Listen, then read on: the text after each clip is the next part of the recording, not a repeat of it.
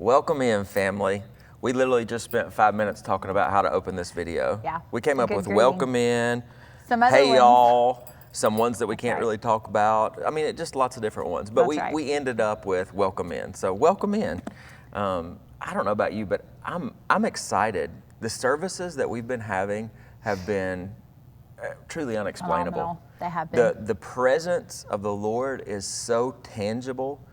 You just lay on the floor and you can't get up. That's right. I mean, even after the cameras are turned off, you know, there's a season of people just basking in God's presence to where we don't even realize what's happened. So, and it's like that in our homes, it's like that in the church, it's like that everywhere. So right. I hope that you guys are experiencing and feeling that and partaking in it, because it is truly amazing. And I hope when we're all back in service together, when we're all opened back up and the building is full, that the presence of God, that the worship, man, the prophetic worship that's been happening, Oh that my gosh. it just continues on, because I know I feel it in the living room at my house. So when we're all congregated here together, ready to receive, it's gonna be great.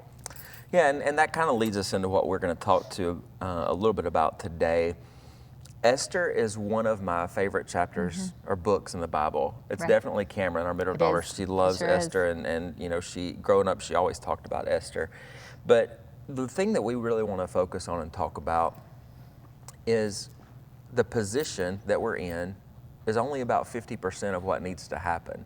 The heart posture is the other part to make Right. up that true 100% to get us to where God has called us to be.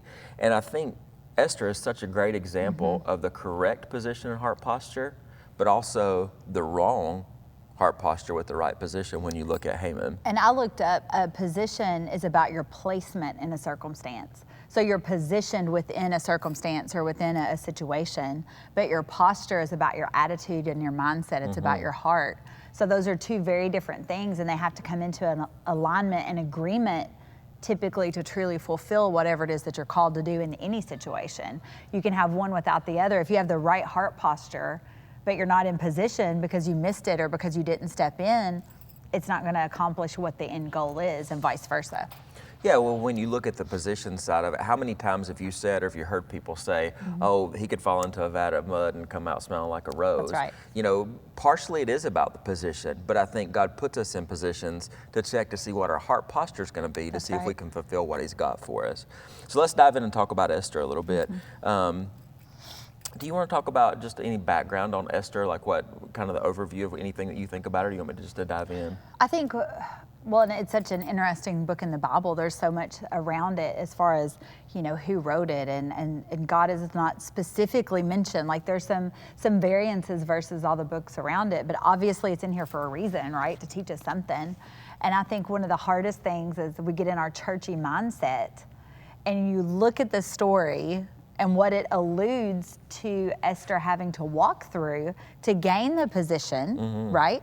That she has to basically be one of all of these virgins who are brought before this king, and they spend the night with him. And I'm assuming that we can all deduct probably what happens within that night. And that's so against, that shocks us, right? It's shocking to our, you know, Christian Southern church sensibilities that God would use this person in this scenario to rescue his people.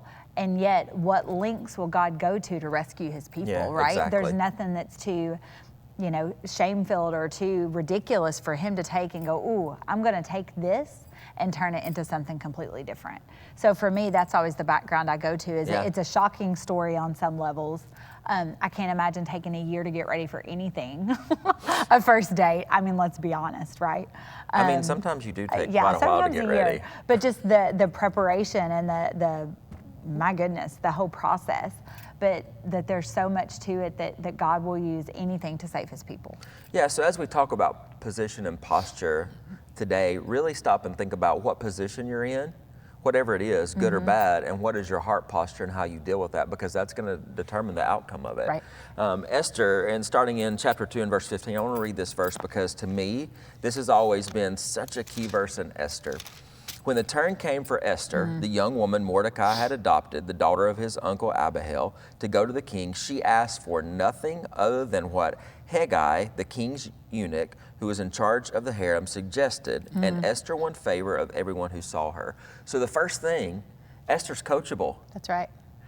How would you go into a position where somebody said, hey, we want you to present your best self, and you know what your best self is, like you know what makeup works for Right. you, you know what clothes work for you, you know that, hey, if I wear this, if I put this on, I'm going to be my best. Right. But a person who's closer to the situation goes, no, don't wear that, or just do this. To trust their opinion. That's right. What's your Right. fleshly reaction to That's that? right. No, I know better. But Esther's wasn't. Esther was completely coachable. She said she did exactly what the eunuch told her to do. Nothing right. else, nothing more. That's exactly what she did. So she's coachable.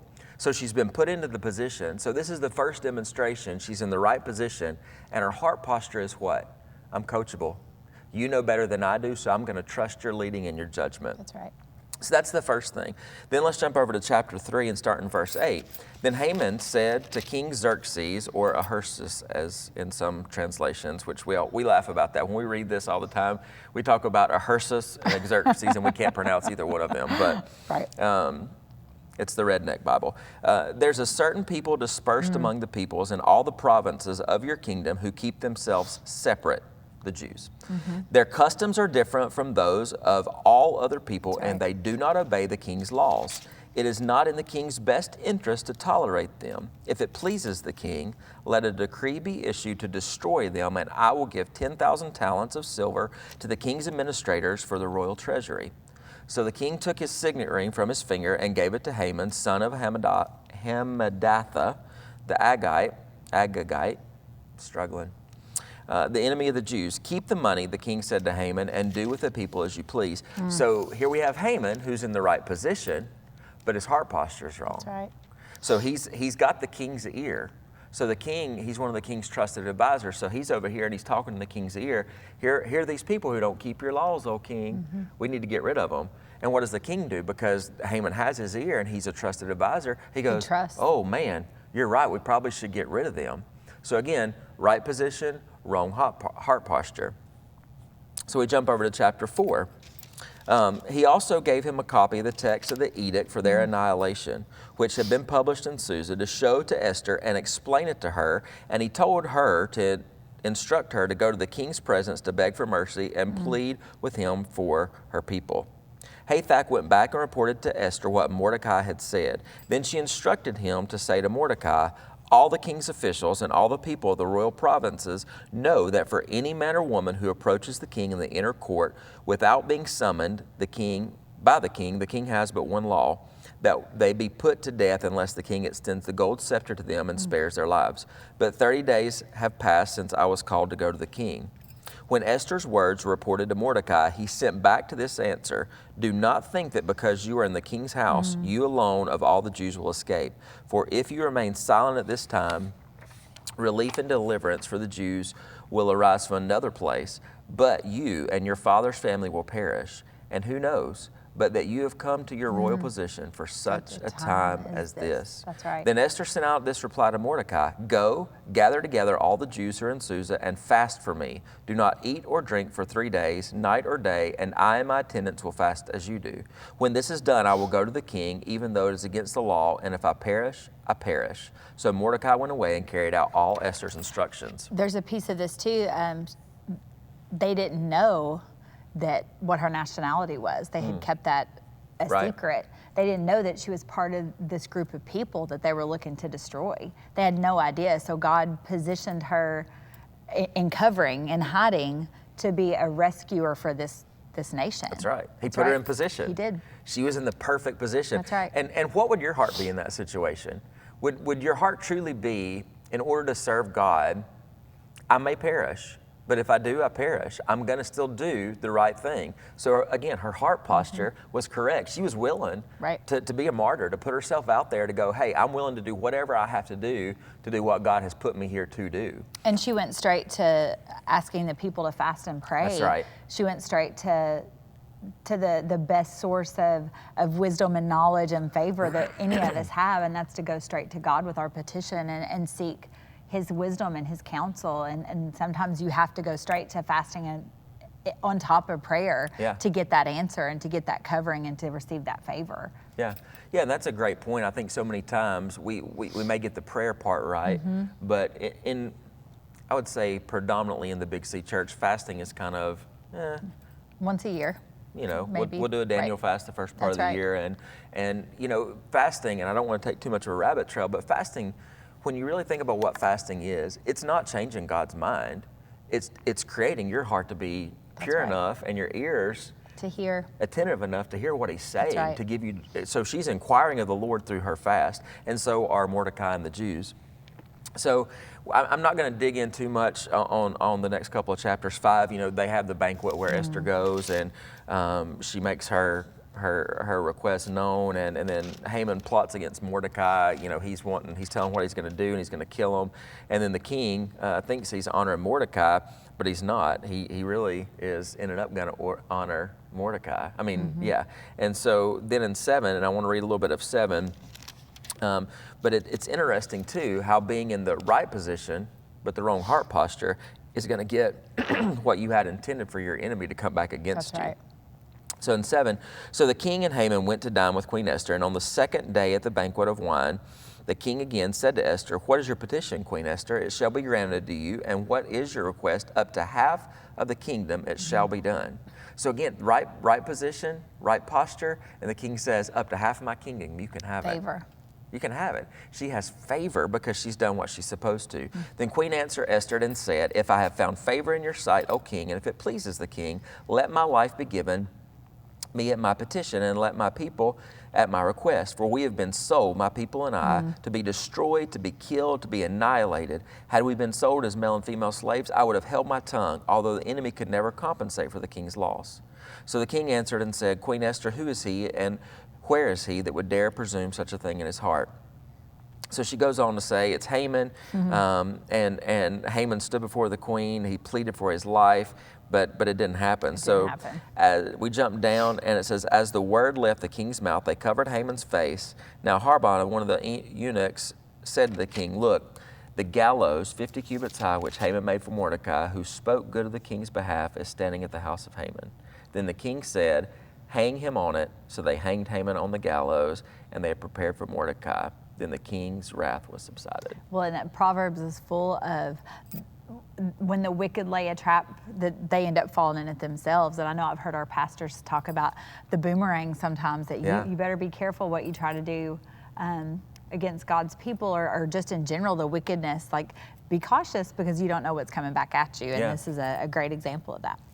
No, it is. And then fast forward through the rest of Esther, what happens? The Jews destroy their tormentors. That's right. And what happens finally with Mordecai? Mordecai he's advanced. At the very last chapter, chapter 10, which is just very short, it says, the king imposed tribute on the land, on all the islands of the sea. Now all the acts of his power and his might and the account of greatness on Mordecai. So what started out as Mordecai was going to be hanged and impaled, Haman and his 10 sons were all killed and impaled, and Mordecai is advanced and he's given the king's most. All because Esther, who was in the right position, had the right heart posture. And the festival of Purim came out of this. It did, yeah. Sure did. So it's just very interesting to me, because I think oftentimes when we look at the position that we're in, we can be in the right position, but how much do we miss because we don't have the right heart posture? That's right. How much because of our complaining, our grumbling, what's coming out of our mouth, even though God's put us in the right position to advance to where he's got us going, but it's our mouth, it's our posture that causes us not to be able to advance. That's right. No, and it's an easy thing to, sometimes we don't even realize that our heart posture has changed. It's like a slow turning.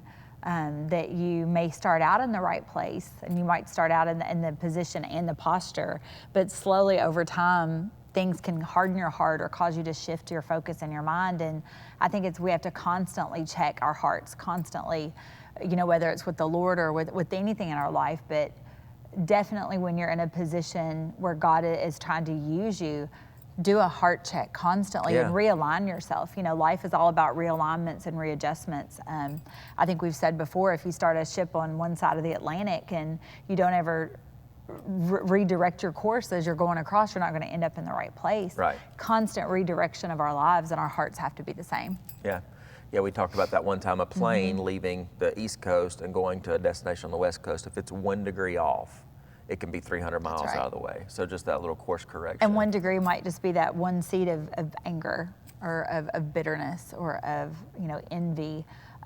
jealousy, gossip, whatever it is, that 1 degree that sets just enough of a hardened spot in your heart that it turns slowly. Yeah.